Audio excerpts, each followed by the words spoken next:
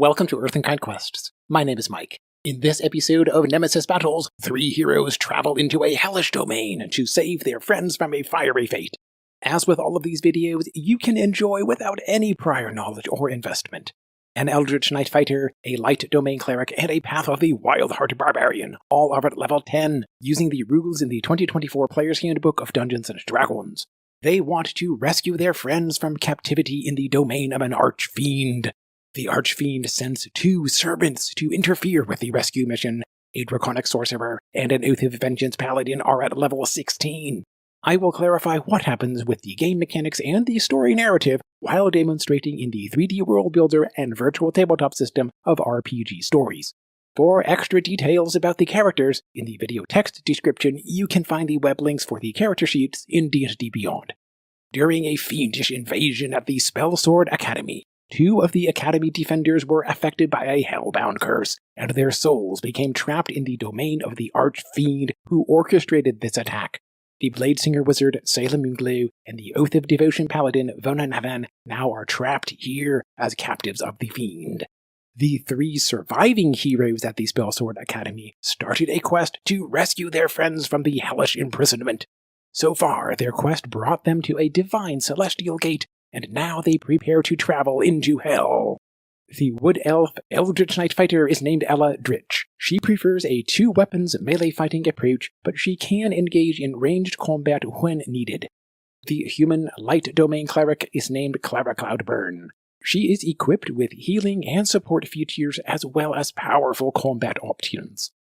The human path of the wild heart barbarian is named Anna Maul. She can deliver devastating damage with her barbarian rage and great weapon master feat while using her maul. Leading up to this point, the 3 heroes proved themselves to a group of divine celestial guardians. They obtained a magical silver bell that can be sounded once to bring them into the domain of the Arch Fiend, where they hope to save the souls of their 2 friends. The bell can be sounded once again to return back to this point of origin at the Celestial Gate. The Celestials provided special gifts for the 3 heroes. The Eldritch Knight now is armed with a magical short sword, a vicious weapon that causes extra damage with each successful hit. The Light Cleric now uses a ring of spell storing, and she prepared the ring with 1 second-level version of Healing Word and the 3rd-level spell of Remove Curse. The Wild Heart Barbarian now wears a belt of Fire Giant strength, increasing her strength ability score up to 25. 1 celestial planetar, named Saint Casca, urges for the heroes to act quickly. Already the Arch Fiend has been gathering power and trying to corrupt the lost souls of the Bladesinger wizard and the Devotion paladin. According to an ancient law, the Fiend cannot interfere directly in a divine quest to save any lost souls. However, the Fiend can act in a variety of devious ways, and any delay with a divine quest will create more opportunities for the Arch Fiend. Moreover, the planetar, Saint Casca, reveals that she has seen countless possibilities of the future, including the divine quest that the heroes plan to undertake now, as well as the further implications. In nearly every possible scenario, the world ends in annihilation, perhaps at the hands of the Arch Fiend, perhaps due to the Fiend's rampaging worm of doom, or perhaps involving a Dracolich or another force of ancient evil. In most cases, the essential nature of the universe is threatened, bringing cosmic destruction. In only one slim possibility, a few rare heroes could save the future. Saint Casca encourages for these 3 heroes to act quickly. With knowing about the dangers of this upcoming mission, the Light Cleric Clara Cloudburn casts 2 protective spells as preparations. First, she casts Aid, upcasting with a 4th-level spell slot. All 3 of these heroes increase their hit point maximum by 15. Second, the cleric casts Death Ward on herself. If she will fall to 0 hit points, then instead she will survive with 1 hit point. The light cleric, Clara Cloudburn, sounds the divine silver bell, and the team transports into the fiery domain of the Arch Fiend. Immediately, their presence is known to the Arch Fiend. An intensely hateful voice permeates through the minds of the 3 heroes, ordering for them to leave now, or else risk losing their souls here permanently. The heroes declare that they have come to rescue their 2 friends, the Bladesinger wizard and the Devotion paladin. Their souls belong in the celestial heavens, not here in the domain of the Fiend. The Arch Fiend cannot deny this truth. Moreover, the Fiend is bound by that ancient law that prohibits directly interfering with a divine quest to reclaim lost souls. The Arch Fiend offers that the heroes certainly can try to save their friends.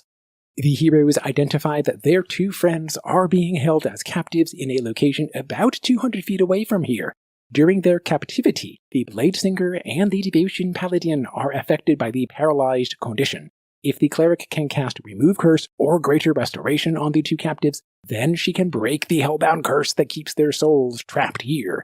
After accomplishing this task, then the Divine Silver Bell can be sounded a final time for the group to escape from this hellish domain. About halfway between the captives and the rescuers, the Archfiend reveals that two fiendish servants already have been waiting here to intervene. These servants are the draconic sorcerer Sebastian Drake and the Oath of Vengeance paladin Ritalia. Their souls have been held here for some time. They have become fiends with immunity to fire and poison damage, and they have advanced up to level 16. The sorcerer Sebastian Drake already has started his dragon wings feature, and he's flying about 30 feet above the fiery terrain. The paladin Ritalia already has summoned her otherworldly steed with a 4th level spell slot using a flying speed of 60 feet and the Fell Glare feature.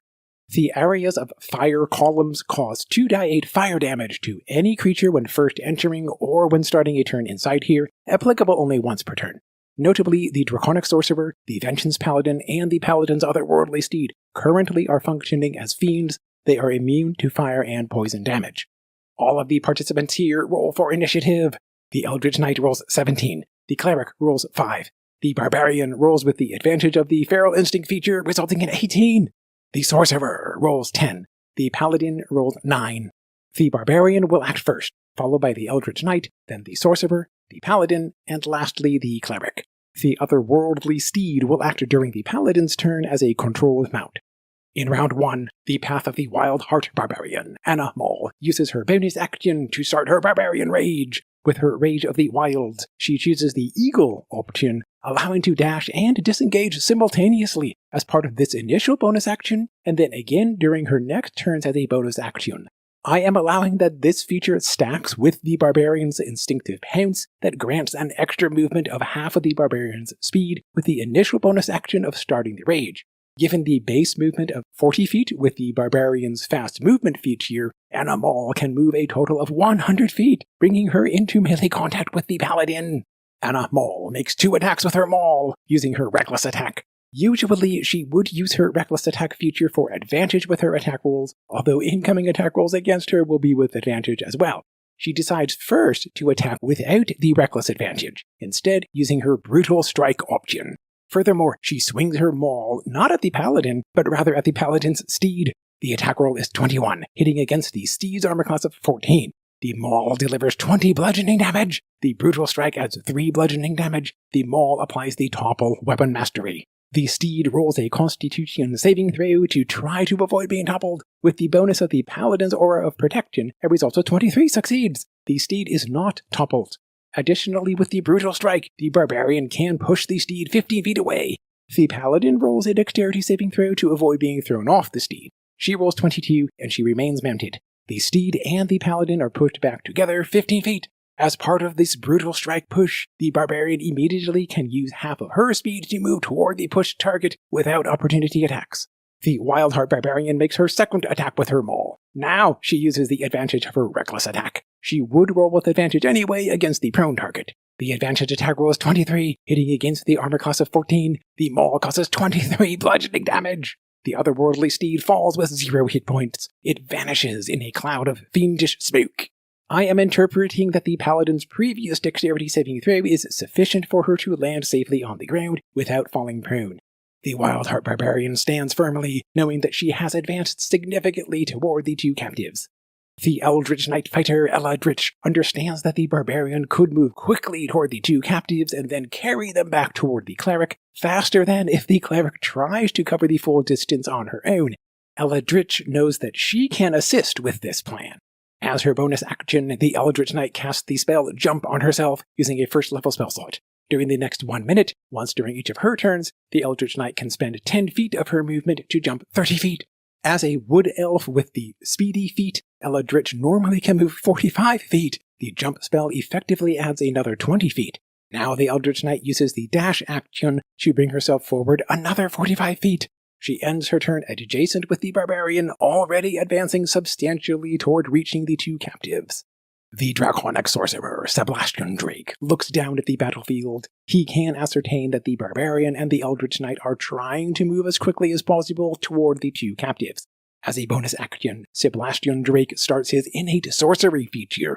During the next 1 minute, he gains advantage with his attack rolls, and he adds a bonus of +1 to the difficulty class of his spellcasting saving throws. As his action, the draconic sorcerer sneers at the barbarian, commanding her to surrender. The sorcerer casts Power Word Stun with his 8th level spell slot. The spell automatically stuns any target if the current hit points are 150 or lower. The barbarian retains all of her 140 hit points, including the bonus with the cleric's aid spell, but she is stunned. She can attempt a Constitution saving throw to end the stunned condition at the end of each of her next turns. Meanwhile, Animal cannot use any action, bonus action, or reaction. She is unable to concentrate or to speak. She automatically fails her strength and dexterity saving throws. Attacks against her are made with advantage. Moreover, the barbarian's rage comes to an end, and these benefits no longer are available, such as with damage resistance and other aspects of her rage. The Oath of Vengeance paladin, Ritalia, faces the barbarian, and she makes 2 attacks with her pike. Ordinarily, the Vengeance paladin would activate her vow of enmity against her opponent, granting advantage on her attack rolls. In the current situation, though, the paladin already can roll with advantage against the stunned barbarian. The first advantage attack roll is 18, hitting against the barbarian's armor class of 15. The pike brings 18 piercing damage, plus 6 radiant strike damage, and 7 fire damage with the Fire Giant Goliath Fire's Burn feature. As a bonus action, the Vengeance Paladin applies a Wrathful Smite, upcasting with a 4th level spell slot. The barbarian suffers 14 necrotic damage, and she rolls a wisdom saving throw to try to avoid being frightened. She rolls 19, and she is not frightened by the paladin with her Wrathful Smite. While using the pike, the paladin applies the Push Weapon Mastery. She pushes the stunned barbarian 10 feet. The paladin moves to make her second attack, using her longer reach of her pike. The second advantage attack roll with the pike is 28, hitting the barbarian again. The pike causes 13 piercing damage, plus another 1 radiant damage of the paladin's radiant strike. The Fire's Burn feature adds another 10 fire damage. Once again, the Push Weapon Mastery pushes the barbarian 10 feet. The Vengeance Paladin moves herself into melee contact, effectively with both the barbarian and the Eldritch Knight using the reach of her pike. While the Wildheart Barbarian is stunned and missing her usual damage resistance, she stands with 71 of her total 140 hit points. The Light Domain Cleric, Clara Cloudburn, moves forward with her standard 30 feet of movement. She can identify that the barbarian was stunned by the sorcerer. She knows that the sorcerer used a powerful magic spell, although right now is her first time to see the spell of Power Word Stun in effect. The Light Cleric uses her action to cast Dispel Magic with a 3rd level spell slot to try to end the magical effect of the stunned condition on the barbarian. She needs to roll a spellcasting ability check with a high degree of difficulty to dispel an 8th level spell. A result of 23 succeeds. The barbarian no longer is stunned. In round 2, the Wildheart Barbarian, Anna Maul, uses her bonus action to start her rage again. With her Rage of the Wilds, she continues with the Eagle option for the extra mobility. She can dash and disengage as part of this initial bonus action and again as a bonus action during her next turns. Additionally, she can move an extra half of her movement with her Instinctive Pounce feature. With the disengage part of her movement, she avoids opportunity attacks. With her burst of speed and her super strength, Anna Maul leaps over the edge of the captivity barrier. She is relieved to see her 2 friends, the Bladesinger Salamunglo and the Devotion Paladin Vernonavan. Anna Maul notices, though, that the Bladesinger and the Devotion Paladin stare blankly into the air. They appear to be paralyzed. Perhaps the paralysis is part of how they are being imprisoned. Technically using the attack action, Anna Maul makes an unarmed strike to grapple the Devotion Paladin. The Paladin is paralyzed and she automatically fails the strength or dexterity saving throw to avoid being grappled. While carrying the Paladin, the Barbarian can move at half of her speed. However, she already used her movement of this turn. The Eldritch Knight Fighter, Eldritch, considers to engage in the melee combat with the Oath of Vengeance Paladin, but she decides to continue with the original plan that the Barbarian started. With her bonus action, Eldritch casts the spell Misty Step using a 2nd level spell slot. She teleports 30 feet away, preventing any chance of an opportunity attack by the Vengeance Paladin. Eldritch uses her impressive movement along with the active jump spell to reach into the captivity area. As an interaction with an object, Eldritch stows away her scimitar so that she can work with one free hand. As her action, Eldritch grapples her old friend, the Bladesinger wizard Sailor Moonglow. The paralyzed Bladesinger automatically fails the strength or dexterity saving throw. Eldritch retains no more movement during this turn. During her next turns, she can move at half of her speed while carrying the Bladesinger. She intends to move back toward the cleric so that the cleric can end the Hellbound curse. The draconic sorcerer, Sebastian Drake, comprehends what the barbarian and the eldritch knight are trying to accomplish. In this moment, the sorcerer realizes that the cleric is the only one here who can cast the divine spells that could end the Hellbound curse on the two captives, requiring either remove curse or greater restoration. Sebastian Drake flies closer toward the light cleric. He gestures menacingly while proclaiming that the cleric will meet her fate here. As a bonus action, the draconic sorcerer uses his meta magic to quicken a spell. He casts Finger of Death using a 7th level spell slot. The intense negative energy generates 62 points of necrotic damage. The light cleric rolls a constitution saving throw to try to avoid half of the damage. She rolls 11, but she can use her heroic inspiration as a human to re-roll and use the new roll instead. The new roll is 12. The cleric fails the saving throw. She suffers the full amount of 62 necrotic damage of the sorcerer's Finger of Death. The sorcerer used meta magic to quicken the Finger of Death as a bonus action, and his action still is available. For his action, Sebastian Drake casts Guiding Bolt without using a spell slot, instead using his magic initiate feat. When casting the spell in this way, though, the sorcerer cannot roll with the advantage of the innate sorcery feature. Sebastian Drake makes a regular spell attack roll aiming at the light cleric. There is also 25 hits against the armor class of 17. The Guiding Bolt causes 10 radiant damage, and the next attack roll against the cleric will gain advantage. The light cleric now stands with only 36 of her total 108 hit points, including the extra hit point maximum of the aid spell. The Oath of Vengeance paladin, Ritalia, is frustrated that her otherworldly steed was defeated so quickly, depriving her of the extra mobility in the battlefield. She moves toward the barbarian and the eldritch knight. As a fire giant Goliath, she can move 35 feet. She can ascertain that her opponents are just barely outside the range of 60 feet for casting the spell Command. The distance is within the 90 feet range of casting the spell Hunter's Mark. As a bonus action, the Vengeance Paladin casts the spell using a 1st level spell slot targeting the barbarian. During the next 1 hour, with her concentration, the paladin can add 1d6 of force damage to each attack that hits the barbarian. Ritalia rests her pike in one hand. With her other hand, she draws out a javelin to throw at the barbarian.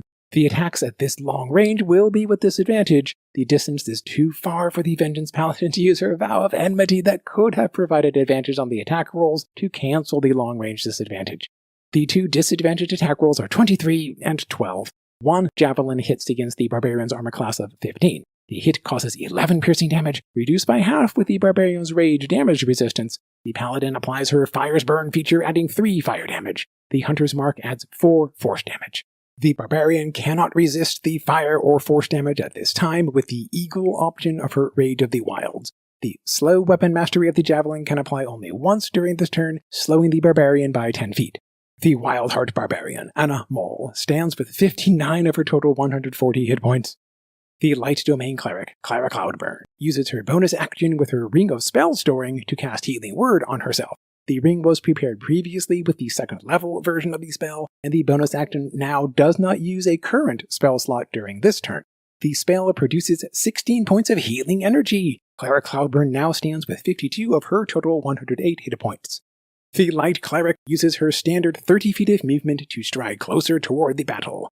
With her action, the light cleric aims divine energy at the Vengeance Paladin. She casts Guiding Bolt, upcasting with a 5th level spell slot. The attack roll is 27, hitting against the paladin's armor class of 18. The Guiding Bolt generates 25 points of radiant damage, and the next attack roll against this target will gain advantage.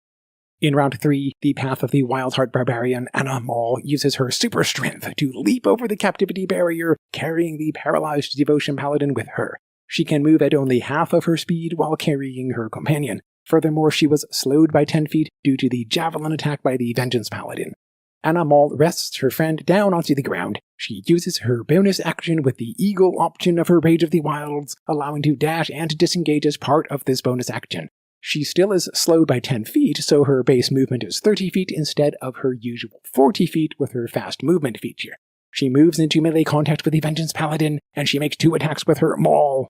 The Barbarian's reckless attack usually would grant advantage on the attack rolls. For the first attack though, the Barbarian knows that the Vengeance Paladin is being affected by the Cleric's previous guiding bolt. She can make this first attack with advantage anyway. In this case, Anna Maul forgoes the advantage of the reckless attack, and instead she applies the brutal strike option, rolling with advantage granted by the guiding bolt. The advantage attack roll is 22, hitting against the Paladin's armor class of 18. The Maul causes 21 bludgeoning damage, and the brutal strike adds another 4 bludgeoning damage. With the topple weapon mastery of the Maul, the Paladin rolls a Constitution saving throw. A result of 21 succeeds. The Paladin, Ritalia, resists being toppled.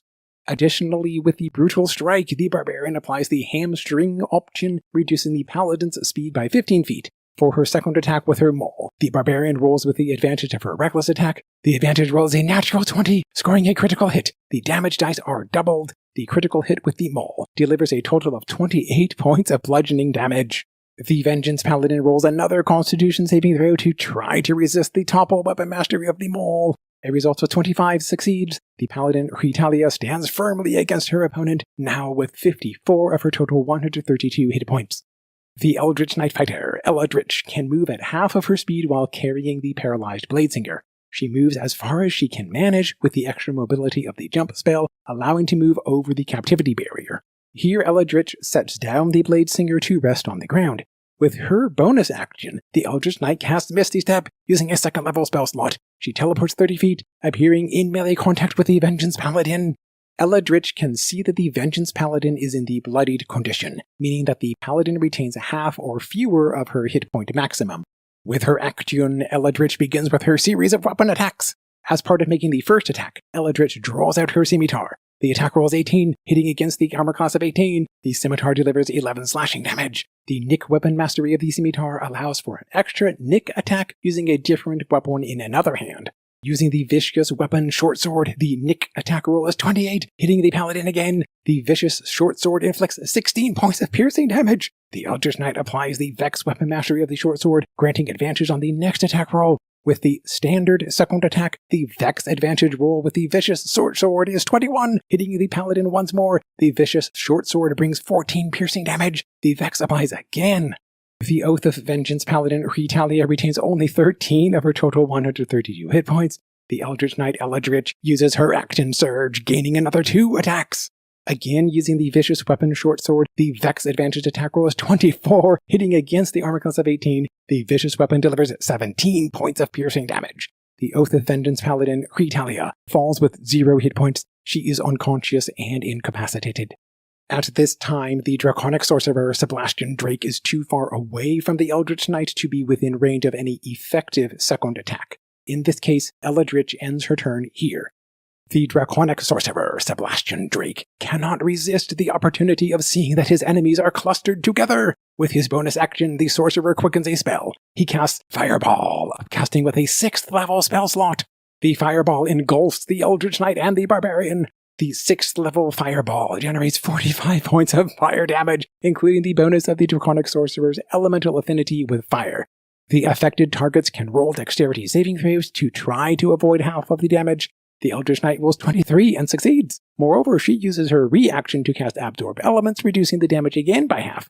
The Barbarian rolls with the advantage of her Danger Sense. The result is 11 for a failure. At this time, including the extra hit point maximum of the Light Cleric's Aid spell, the Eldritch Knight retains 78 of her total 89 hit points, while the Barbarian retains only 14 of her total 140 hit points. As his action, Sebastian Drake casts the cantrip Sorceress Burst. He aims a burst of fire at the Wild Heart Barbarian. He makes the attack roll with advantage of his innate sorcery feature. Moreover, he could roll with advantage due to the Barbarian's prior reckless attack. The advantage attack roll is 24. The Sorceress Burst causes only 11 fire damage. With a stroke of good luck, the Barbarian remains standing with only 3 of her total 140 hit points. The Oath of Vengeance Paladin Ritalia rolls her first death saving throw. She rolls 12 for a first success. The Paladin fights to revive herself. The Light Domain cleric, Clara Cloudburn, knows that she needs to close this gap of distance between herself and her allies. The cleric moves her standard 30 feet toward her friends. She uses the dash action to move another 30 feet. Clara Cloudburn uses her bonus action to cast Healing Word on the barbarian, upcasting with a 5th level spell slot. She generates 29 points of healing energy. The barbarian now stands with 32 of her total 140 hit points, including the extra hit point maximum of the cleric's aid spell. In round 4, the Path of the Wildheart barbarian, Anna Moll, decides to end her current rage. She uses a bonus action to start another rage. This time, though, with her Rage of the Wilds, Anna Moll chooses the bear option. She gains resistance to all damage types except Force, Necrotic, Psychic, and Radiant. As part of this bonus action of starting her rage, the barbarian's Instinct's Pounce allows to move up to half of her speed. Now she uses just 5 feet of her regular movement to position herself beside her paralyzed friend, the Devotion Paladin Vonanavan. The barbarian technically needs to use the attack action to make an unarmed strike for grappling the paladin. The paladin is paralyzed and she automatically fails the strength or dexterity saving throw to avoid the grapple. Anna Moll now can use her remaining movement at half of her speed to carry the paladin closer toward the light cleric.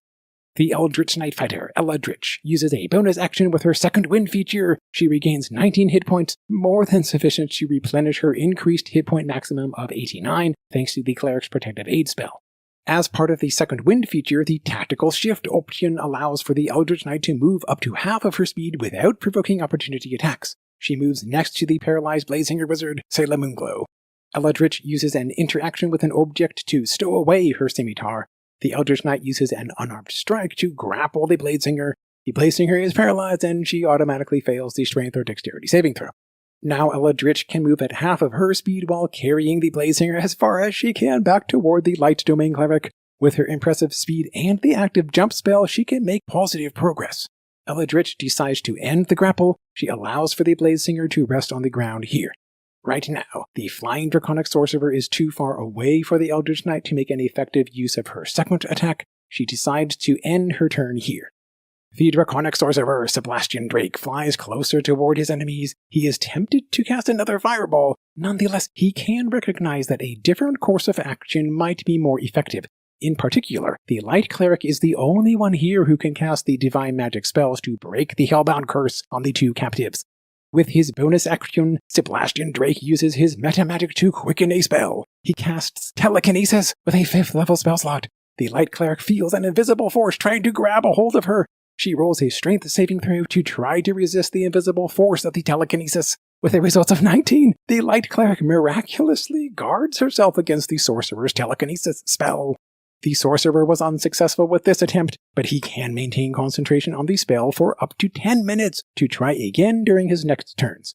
Burning with frustration, Sebastian Drake uses his action to cast the Sorcerer's Burst cantrip, aiming a burst of fire at the light cleric. He rolls with the advantage of his innate sorcery. The advantage attack roll is 27, hitting against the cleric's armor class of 17, and too high to be blocked by the cleric's shield spell. The Sorcerer's Burst produces 18 fire damage, including the bonus of the Draconic Sorcerer's elemental affinity with fire. The Oath of Vengeance Paladin Ritalia rolls her second death saving throw. The result is 8, indicating a failure. Now, with 1 success and 1 failure, the Vengeance Paladin struggles to regain her vitality. The Light Domain cleric, Clara Cloudburn, moves over to the paralyzed Bladesinger. With her action, the cleric accesses the spell Remove Curse in her ring of spell storing. The spell was stored in the ring previously. The cleric casts the spell now without using a spell slot. The divine magic flows through the Bladesinger. The hellbound curse is broken. All of the related effects are terminated. The Bladesinger no longer is paralyzed. However, she is unsure of why these people have come to rescue her. During her time as a captive of the Arch Fiend, the Bladesinger's mind was swimming with fiendish words about how the Eldritch Knight secretly plotted to send the Bladesinger here into this hellish imprisonment. The Bladesinger doubts if anyone here truly is her friend or ally. With her bonus action, the Light Cleric casts Healing Word, upcasting with a 3rd level spell slot. She generates 17 healing energy for the Barbarian. Anna Moll now stands with 49 of her current hit point maximum of 140. In round 5, the Path of the Wildheart Barbarian, Anna Moll, moves closer to the Flying Sorcerer. Anna Moll rests her maul in one hand, while she uses her other hand to draw out a javelin to throw at the sorcerer. She is barely within the standard 30 feet range of the javelin. She makes 2 reckless attacks. With the first javelin, Animal forgoes the usual advantage of the reckless attack feature. Instead, she uses the brutal strike option. The attack roll is 27, hitting against the armor class of 16 and too high to be blocked by a shield spell. The javelin causes 16 piercing damage. The brutal strike adds another 8 piercing damage. The slow weapon mastery of the javelin slows the target by 10 feet. Additionally, with the brutal strike, the hamstring option slows the sorcerer's speed by another 15 feet. With this damage, the sorcerer needs to roll a Constitution saving throw for maintaining concentration on the telekinesis spell. With the advantage of the Warcaster feat, the result of 23 succeeds. With the second javelin, the barbarian rolls with advantage of her reckless attack feature. The result of 28 hits the sorcerer again. The javelin inflicts 11 piercing damage. The slow weapon mastery cannot be applied a second time to the same target. The sorcerer rolls another Constitution saving throw for maintaining concentration on the telekinesis spell. With the advantage of the Warcaster feat, the result of 26 succeeds. The sorcerer continues to concentrate on the telekinesis. The Eldritch Knight fighter, Eldritch, moves closer toward the sorcerer. She uses an interaction with an object to stow away her short sword. As part of her attack action, she draws out her short bow. She makes 2 short bow attacks at the sorcerer. The first attack roll is 22, hitting against the armor class of 16 and too high to be blocked by a shield spell. The hit causes 10 piercing damage. The Vex weapon mastery grants advantage on the next attack roll. The Vexed advantage attack roll is 25, hitting the target again. The attack causes another 7 piercing damage. The Vex continues into the Eldritch Knight's next turn. With the 2 instances of damage, the sorcerer needs to roll another 2 Constitution saving throws for concentrating on the telekinesis spell. The sorcerer's usual advantage with his Warcaster feat, however, is cancelled by the disadvantage imposed by the Eldritch Knight's Mage Slayer feat. The 2 rolls are 25 and 12. The sorcerer continues to concentrate on the telekinesis. The draconic sorcerer, Sebastian Drake, starts his turn with 78 of his total 130 hit points. He feels confident that his telekinesis spell could change the course of this battle. With his action, the sorcerer attempts once again to exert the force of his telekinesis to grab the light cleric. Clara Cloudburn feels the invisible force trying to move her away and toward the nearest column of fire. She rolls a strength saving throw to try to resist. She rolls another 19. By the grace of her faith, the cleric prevails to resist the telekinesis. While cursing his enemies, Sebastian Drake uses a bonus action with his metamagic to quicken a spell. He casts another fireball, upcasting with a 5th level spell slot. The blast radius barely is large enough to affect the 3 heroes. His 6th level fireball generates 32 fire damage. All 3 of the affected targets can roll dexterity saving throws to try to avoid half of the damage. The Eldritch Knight rolls 24 and succeeds. Moreover, she casts Absorb Elements to reduce the damage again by half. The Wildheart Barbarian rolls with advantage of her danger sense, resulting in 24 success, and she can reduce the damage again by half with her bear form of damage resistance. The Cleric rolls 6 and fails, suffering the full amount of 32 fire damage. At this time, the remaining hit points are 81 of 89 for the Eldritch Knight, 41 of 140 for the Wildheart Barbarian, and 2 of 108 for the Light Cleric. The Oath of Vengeance Paladin, Ritalia, rolls her 3rd death saving throw. The result is 16. Now, with 2 successes and 1 failure, the Vengeance Paladin probably will persist.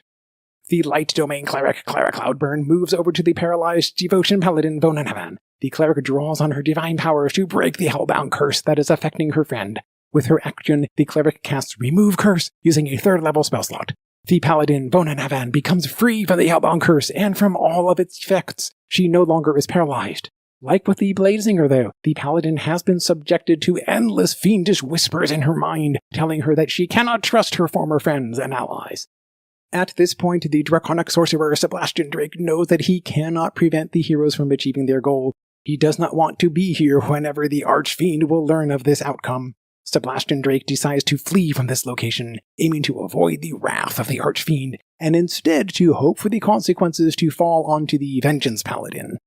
The Light Cleric, Clara Cloudburn, assures the Blazinger Wizard and the Devotion Paladin that they do not need to be suspicious or worried about their friends. The team is here with a divine quest to save the lost souls and to bring them to where they belong at the Celestial Gate. Clara Cloudburn prepares the divine silver bell that can transport everyone here back to the Celestial Gate. In this moment, the Bladesinger Wizard Selamun and the Devotion Paladin Vonanavan recognize the truth of what is happening here. They smile warmly at their friends once again.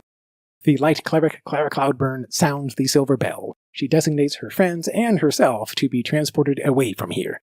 The Cleric, the Eldritch Knight, and the Barbarian find themselves safely returned to their point of origin at the Celestial Gate. The Divine Planetars welcome them back. In this moment, though, the Blazinger Wizard and the Devotion Paladin appear to be missing. The Planetars are familiar with the divine souls of the Blazinger and the Paladin. They recognize that something is preventing the two souls from crossing over through the path of lost souls. The Planetar St. Casca reveals that she has foreseen this possibility. At this moment, the fates of the Blazinger Wizard and the Devotion Paladin are in their own hands.